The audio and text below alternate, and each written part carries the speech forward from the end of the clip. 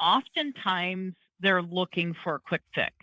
But what I will say is those that are doing it well and really moving the needle are those that are looking at this issue holistically. What is our employment brand in the market? Who are we competing with in our market? How does our total compensation package compete in that market? Do we know how to sell to candidates? Don't conduct your analysis in isolation because data is so incredibly powerful. Not defending just the tribe, but defending the organization. Those creative people that you really want to keep empowered, keep excited, keep motivated, keep thinking. A good experience pays dividends down the line. Stereotypes tend to break down in proximity. Welcome to We're Only Human, a podcast about human resources, business, technology, and the workplace. My name is Ben Eubanks, your host, and I'm so glad you're here.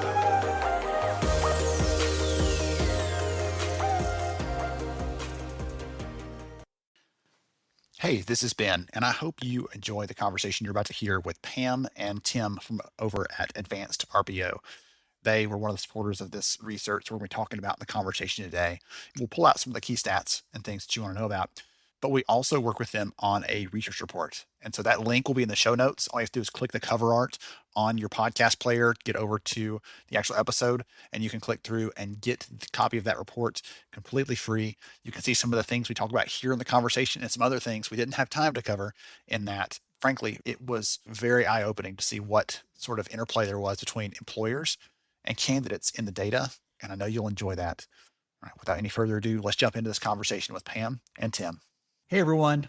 Welcome to We're Only Human. I'm really glad to have you here with us and looking forward to a great conversation today because you get not one, but two incredible experts and speakers here with us to share some ideas, to kick around what's happening in the space in terms of hiring, and also to share some of the things that they're finding from the front lines that's working, not working so much. And so all of us should walk away with some good takeaways, good ideas based on all of their experience. And I'm really excited to be diving into this. So Pam, Tim, both here from Advanced RPO, welcome. Glad to have you. Hey, thanks. It's great to be here. Glad to be here, Ben. Thank you. Excellent. So before we dive into some of the fun stuff, Pam, would you please go first? Give us a little more about who you are and what you do for the audience, please. Sure. Pam Verhoff. I have the pleasure of leading the team at Advanced RPO. I've actually worked in the RPO industry for the majority of my career. And over that time, have just really enjoyed learning about so many companies and industries that we've supported over the course of my career. Right now, I really spend my time internally working with our leadership team on strategy. I'm also very involved with our customers, leading executive governance with all of our clients. And then beyond the day-to-day with Advanced RPO, I'm also very, very involved in the RPO industry. I'm as a board member of the RPOA and like to write about some of the topics that, we're talking about today, as well as speak at events and such. Recruiting's a lot of my life.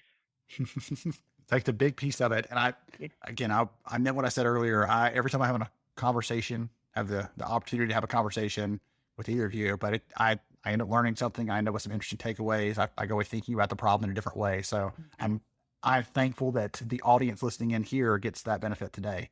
All right, Tim, over to you, sir. Sure. Tim Oyer, I'm head of sales and marketing here at Advanced RPO.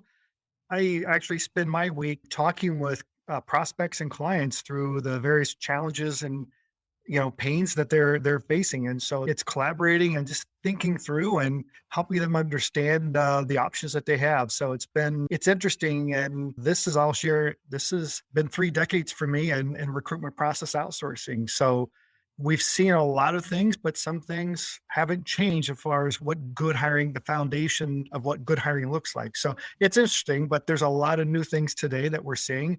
And I will share that, a unique fact for you and the listeners, and I don't know that I like this term, but I don't know if Pam's been referenced as, but pioneers, I think in truck wagons and those types of things, Ben, but pioneer in the RPO trail. Yeah. But I say that because when we started our first business in 1990, there was it wasn't called recruitment process outsourcing, and there was no industry. It's been broad, but we've seen a lot of interesting things, and the technology has certainly changed things, but it's not the cure-all for good hiring. Yes. The implication there is that you've been blazing a trail for quite some time, and we get the benefit of that expertise that you've I tell everybody that the things that I know that I do well, I've screwed them up the first time. So Right. you probably have some fun stories we could swap Absolutely. at some point over a drink at an event somewhere. Maybe we'll get back together at some point in the future. All right. So I've been looking forward to this. So let's dive into it first up. And I'll tell you, we just finished, for the audience's sake, I didn't talk about this at the beginning, but we just finished a big study at Lighthouse. The team at Advanced came alongside us and supported that research and helped us to gather data, not just from employers, but from candidates as well. And so we saw some really amazing findings in there. I'm going to make sure and get the link to the report that we did with Advanced in the show notes for this episode. So you can click right over to that and check that out, because I think that is going to be the thing we're talking about today in this conversation. You'll get to go deeper in that and learn more about what's happening there and see some ideas, see some of the data, things like that. So one of the things I wanted to key in on is that we're seeing in this data that more employers are saying that hiring is not just this talent level or HR level issue, but it's rising to the level of a business issue. And I'd love to get your take on that. Is that what you're hearing, you're seeing? What does that look like in practical terms? Pam, would you like to start us off?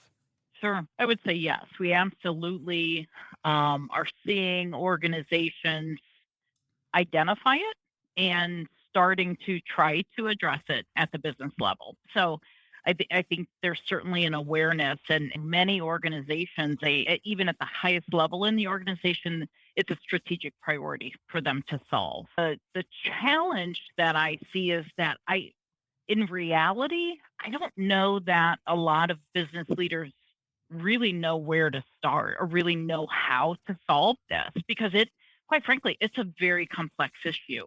And it's not, I think historically they have pointed the finger to HRTA, right, to say, fix it for me. And now that they're being brought in to try to solution it, I think they are recognizing the complexity of it. Tim, can I ask a follow-up to that one? Throw it your way?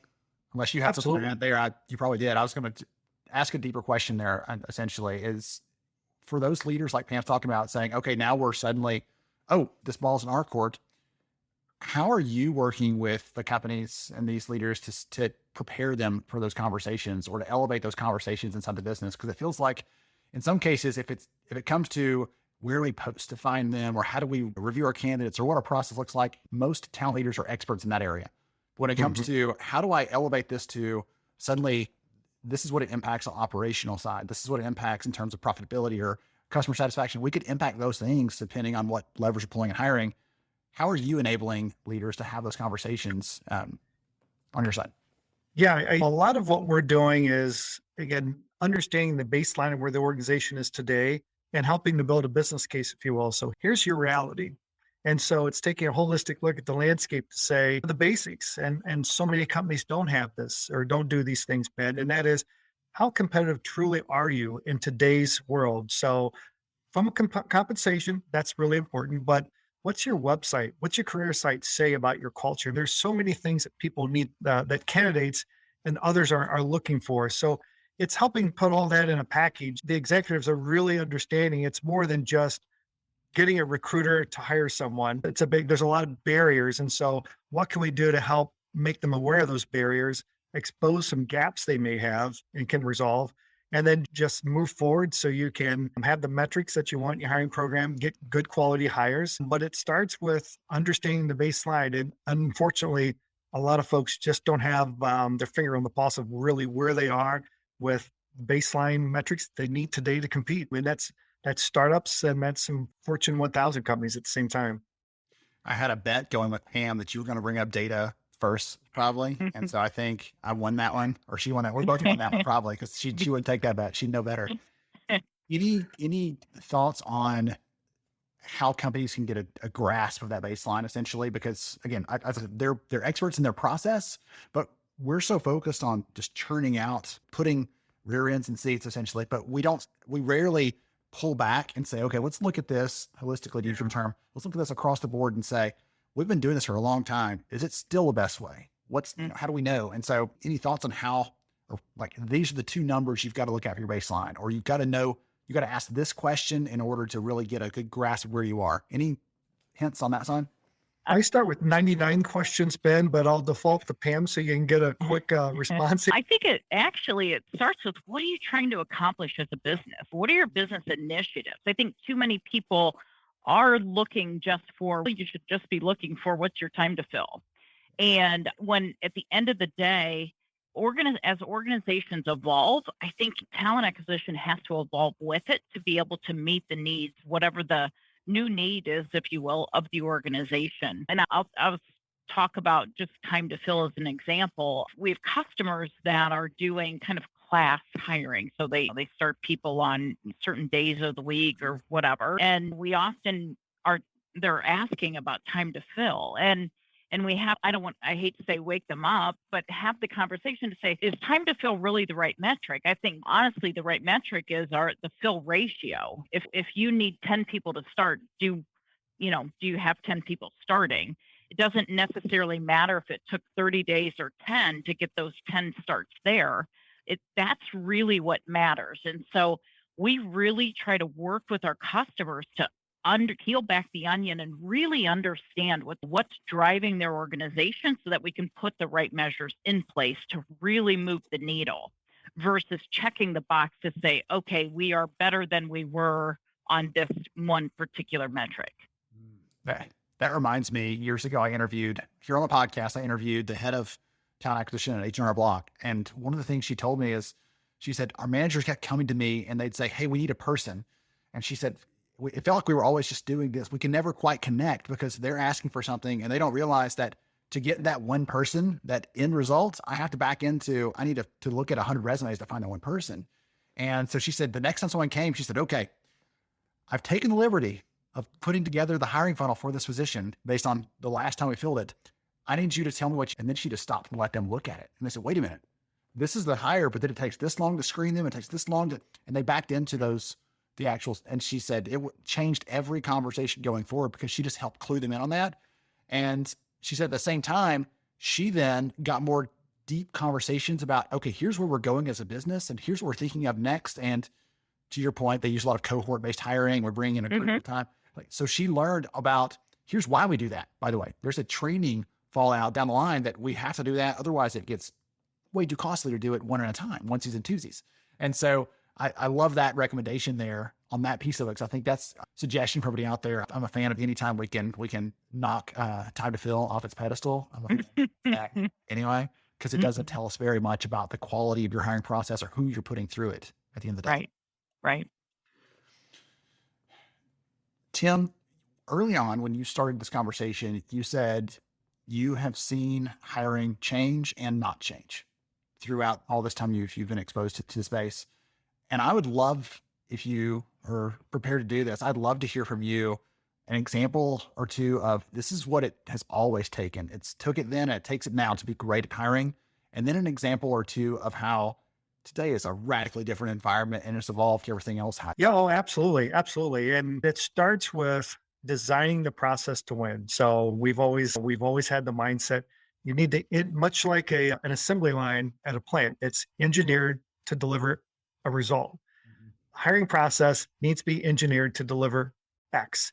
And you have to have, and we have a lot of data analytics here. We've always have had, but you have to know where you are, and that's going to change week by week, month to month, quarter by quarter, et cetera. So you have to be aware of, so you have to have the process built to deliver. Next, you have to have a resource model that's experienced individuals that's appropriately resourced to help you with the ebb and flows of the hiring. And those sound basic. It's corny, but that's the secret success of successful hiring. But you also then have to be realistic for those around you. And so again, measurement and data and baselines come into play to say, what is time to fill? What's candidate satisfaction? What's candidate quality? What's hiring manager satisfaction? What do all these things mean? And you better have good communications. Back in the day, we used to send out status letters to we were doing plant startups for paper mills and just automotive, et cetera. And you would get 10,000 to over 50,000 people apply. And that's at least 3 letters to every candidate. So that's before postage was what it is today, Ben, but that was what we used to do back in the day. And we would travel state to state and be gone for, weeks at a time, months at a time. That's the basics. That's the foundation for success with hiring, and then open dialogue with the hiring managers. Today, fast forward, still have to have those things in play. Technology's changed the world, but so has Amazon, meaning it's a billboard world. I want it to be easy. Almost every prospect we speak with, one of their first questions is, what technology can I invest in? Take this go away. And you can't, because you have to have a process. Candidates need that personal touch and concierge service, if you will. But technology has changed, and the temperament of a candidate and a hiring manager, no longer is it we're come together because we're humans and we want to talk. I think it's just we've gone fast forward and no one has as much time to invest in each other. And so your process needs to filter. And the role that we play for most of our clients is really helping remove that transactional work that they call it. And we personalize that with the candidates and with the hiring managers. And so we're properly resourced to allow those things to come together and establish winning programs. So I don't know if there was any aha moments for you in that, but it's pretty basic. And Pam, I don't know if you have any comments on that, but what's old is new again for the most part. I would say yes. The foundation, as you said, is the process and quite honestly the technology. But what has changed significantly is the expectation of candidates. And it doesn't matter what level. And the way we're operating today is significantly different because we have to address the need of the candidate in a way that's different than it ever has been. Whether that means the speed of the process, the complexity of the process. Candidates really, their tolerance level, the opportunities are abound, right? So therefore, if the process that I have is too cumbersome or just it takes too much of my time, I can go elsewhere typically to find an opportunity. So people are doing that. So insert more technology to help move the process a bit quicker while still providing the balance of relationship to ensure that at the end of the day, it's a partnership, right, between the employee and the employer. And we want to make sure we're matching the right talent. And so that takes a lot of personal touch as well. So it's really a balancing act while doing it at a high level of speed. I'm so glad that you both did the process piece as the focus here, because I want to remind everyone listening, everybody wants that easy button. Like, I am still looking for it. Every morning I spend a few minutes every day just walking looking for that easy button, but it doesn't exist. It's not as simple as that. And the things that lead to good outcomes usually are not exciting. They're not wow, I never would have thought about that. We should have a good team that's properly trained, that's equipped to do the work, that has the right tools at their fingertips. Right? Yes, we all know those things. We're looking for the easy thing. And so I'm glad we're really touching on some of those core fundamentals of what great hiring looks like. Tim, I think you had one thing you were going to chime in there potentially. Yeah, I did. And that's regarding technology. And I think Pam would agree with me. It plays a big role. You must have this, but it starts with the client's and the company's applicant tracking system, ATS, that ensuring it's configured to deliver the reports, obtain the data points you need, but also to make sure that it's built for the candidate and the hiring manager and HR. So it's a win-win-win there. It's also imperative in today's modern candidate has expectations that they can apply mobile. Most folks just don't have that, unfortunately. And then automated scheduling. You have to have that. Scheduling has always been a bear back in 1990 and in 2022. It's still a bear, but automation has cleared that, has made that a little easier. But those are the primary areas you need technology. Now, there's a lot of other things you can use, but we're talking with folks that still just don't have some of those, the essence of real technology can really help optimize. And those are the things that candidates expect. If you don't have it, they're moving on to another opportunity. And I'll actually make it even worse for everybody listening into this, by the way. Not only will candidates in general move on, but the highest performers that have the most choice in the market, they're the ones that are going to have the lowest tolerance for a crummy or high friction kind of process. So this isn't just you losing out on, we're willing to put up with some people not continue to do this workflow or this 87 click apply process, but to say the people who are the best performers, the ones that you really want on your team versus over at the competitor, they're the ones you're going to miss out on the most often. There's a high population that's going to just say, I'm not putting up with this. I'll find some other place to do this. So Tim, actually, you sparked another thought that it's something we haven't touched on yet. And I think is a really key component to success is hiring managers. One thing that we are finding time and again and spending more time as we are engaging with new customers, we're spending more time with hiring managers, educating them on what the market is today, what expectations of candidates are, and such. I think often that component is over and it causes challenges, right? If hiring managers are still, quite honestly, they need to be selling the opportunity alongside of screening candidates for these roles. And if they're just the old school hardcore, just like I'm gonna just work Ben here to see what Ben has, like that doesn't work. And helping them understand the best way to screen candidates while also selling the opportunity, the organization, and understanding what's important to Ben, that piece is really critical and one that's very often overlooked. It's funny because when I am naturally shy, okay, in person. So that's a heads up for everybody out there listening in. If we meet in person, expect that a little bit. When I started recruiting, I was nervous about that part. It was part of my mini job duties as an HR professional. And so they said, hey, you go recruit something too. Okay, why not? But I was nervous. What I found was I actually got excited about those pieces you're talking about there because I found that many of our hiring managers were like, here's the job. Do you want it? And we are an amazing company. You would love to work here because here's how we treat people. And I got excited about those things. And so it made it easy for me to, when I was around hiring managers, you talk about this better than I do. I said, because I'm not talking about the job. I haven't mentioned the job yet. I'm talking about what it feels like to be here and what it feels to be someone that works here. This is how they feel. We see it in the data from current employees. And if I can get them to feel a little bit of that, because I can almost guarantee you they don't feel that at work right now, not if they're having a conversation with us. So that was the light bulb moment for many of our leaders to start being a little more focused on what's important to you. Okay, let me tell you about how we solve that problem. Or what's a frustration you've had at work? Oh, we don't do that here. Here's how we approach it. And giving them some tools to be able to have a little bit better conversations, even if they didn't turn into Pollyanna, Kumbaya, Right. let's all hold Right. It still gave them some tools to have those conversations with people who are coming in for the jobs. And it wasn't just take it or leave it. Here's a job. So I think that's really interesting. Ben, you mind if I share an example of that? But when we start with a new client, we have, as part of our implementation program, we have an acculturation phase. And acculturation allows us to truly understand the DNA of the client, the organization, really go beyond just reading their website, the mission, what they're doing socially, what they stand for. But it's also helping them to enhance and better articulate their value proposition to candidates, because you can't live by one.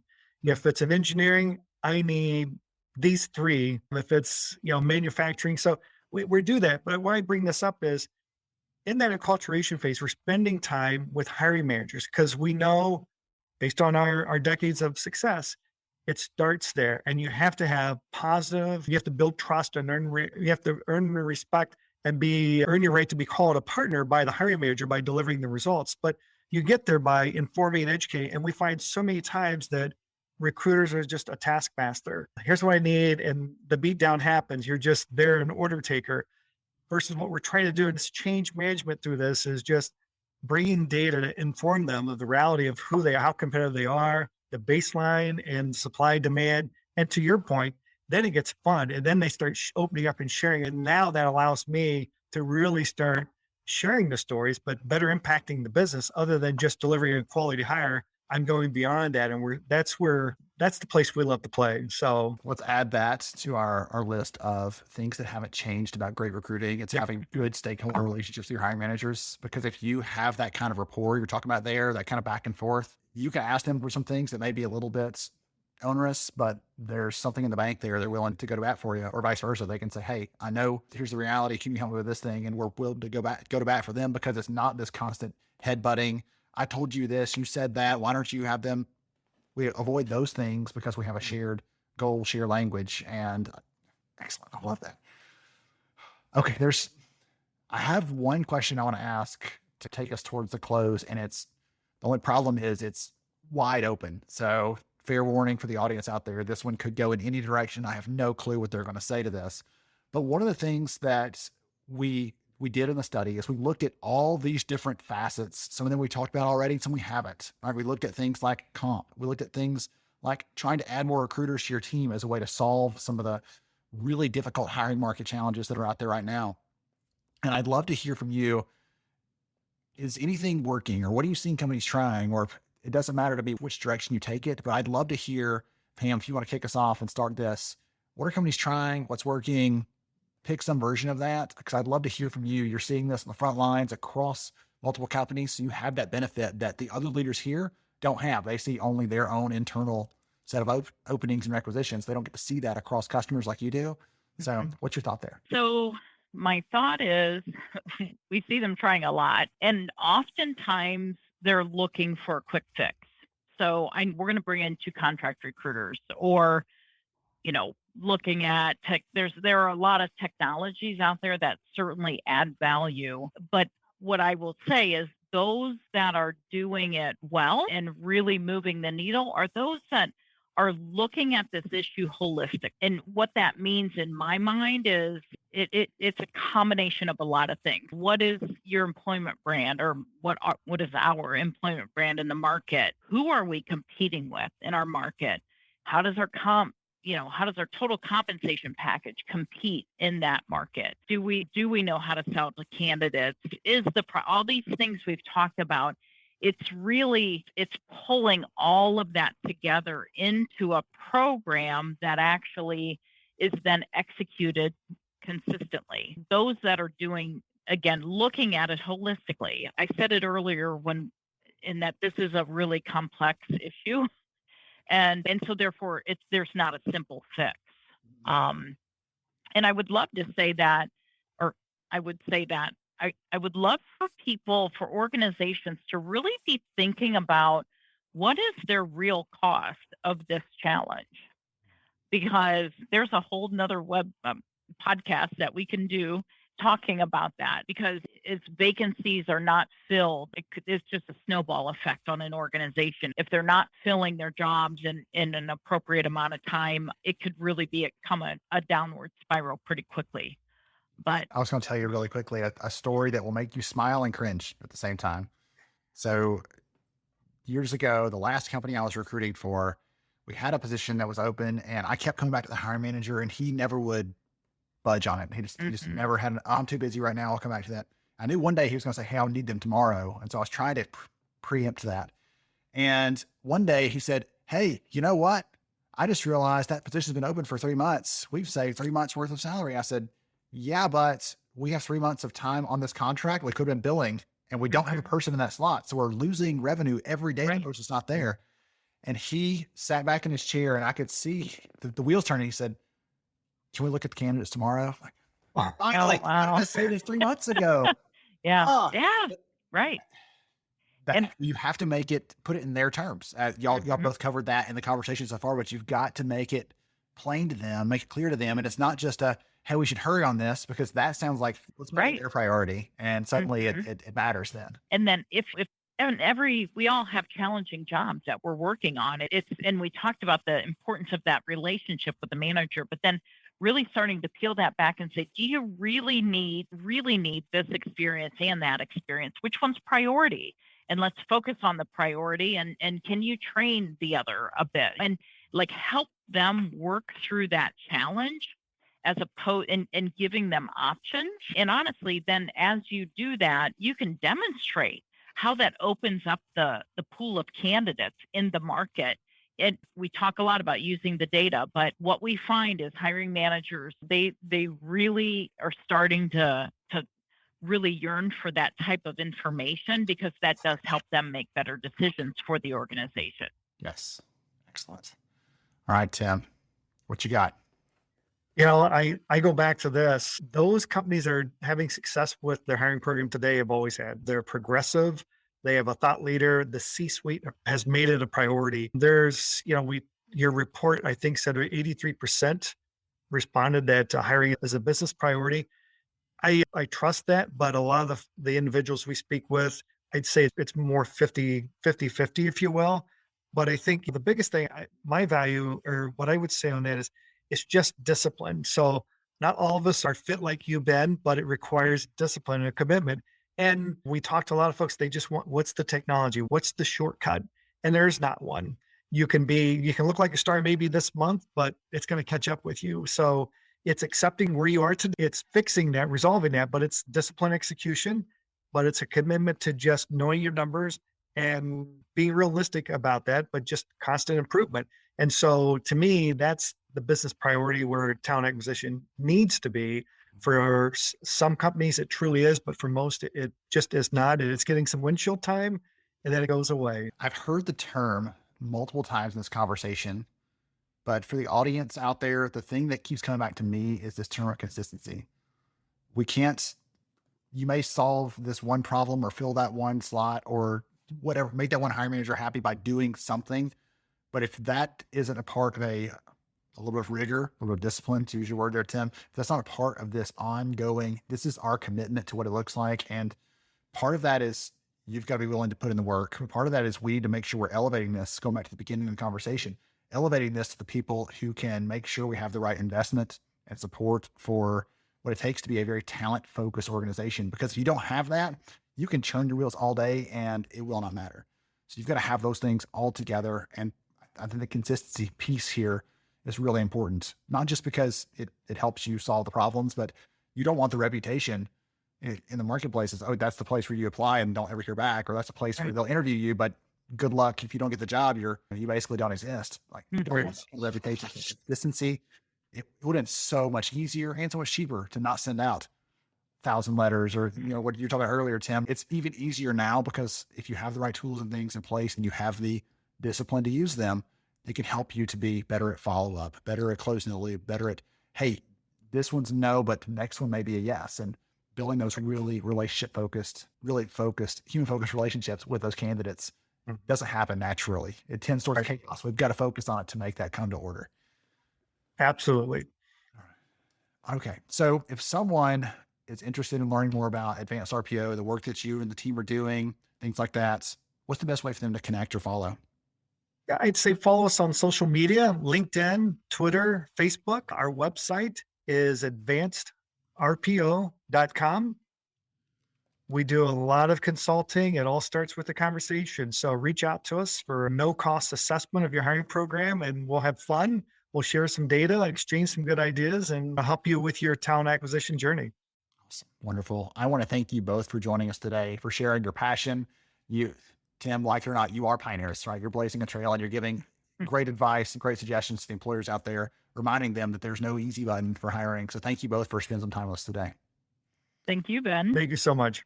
Absolutely. To everybody else out there, I hope you've got some great suggestions, some ideas, some good food for thought in the conversation today. I want to encourage every one of you listening in to make a couple notes now on what you're going to do next. And one of those things on your list needs to be talking with your leadership about how this can take a higher priority, because I guarantee you someone else out there is talking about that same thing in your space, and you don't want to be the last one to the table. Thank you all for joining us on We're Only Human, and we will catch you next time. Thank you so much for joining me on the show today. I'm honored to have you as a listener. If you enjoyed this episode, please take 10 seconds to rate it at iTunes, Stitcher, or wherever you listen to your podcast. Also, if you know a friend that could benefit from today's conversation, please pass it their way. After all, a rising tide lifts all ships. To see show notes, sponsor information, and our full show archives, visit onlyhumanshow.com.